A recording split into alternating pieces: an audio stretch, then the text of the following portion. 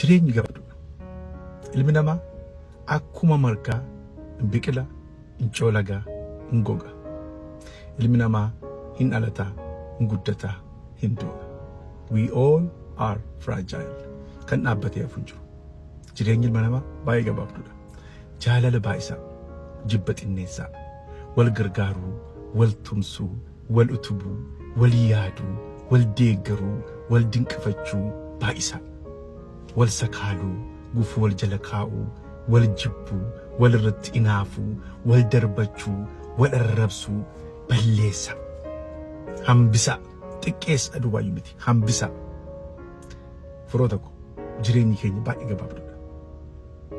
Amma booda maayikiroosekondii kana booda maaltu akka ta'u eenyuun keenya kan beeknu qabu. Tokkoon keenya hin beeku. Sooressi gowwaan sun akka jedhe sagalee Waaqayyoorraa. Yaa lubbuu koo nyaadhu, dhugi, sitti tolu, gammadi jedhe. Umurii kee guutuuf kan siif ta'u qabeenya qabdaa jedhe. Garuu maal jedhee beektu Waaqayyo? Yaa sooressa gowwaanana lubbuun kee har'a galgala sirraa fudhatama jedhe. Lubbuun keenya kun akka siim kaardii Waaqayyotu nu keessa kaa'e jennaan hafuura baafataa jirra. Abbaan siim kaardii kana gaafa barbaadu hin fudhata. Gaafa sana qafoo duwwaa taanaa fooniif lafeetti hafna. Inni immoo iddoorra dhufe qaba. Lafaa dhufe, biyyoorra dhufe, biyyootti deemna. Utuu jirtanii wal jaalladhaa. Utuu jirtanii wal kunuunfadhaa. Utuu jirtanii wal urursaa. Namni hundumti Hacaaluu waan du'utti hin fakkaanne. Baay'een keenya arrabsinee irrayyuu mitiire. Garuu gaafa du'u hundi mul'ate.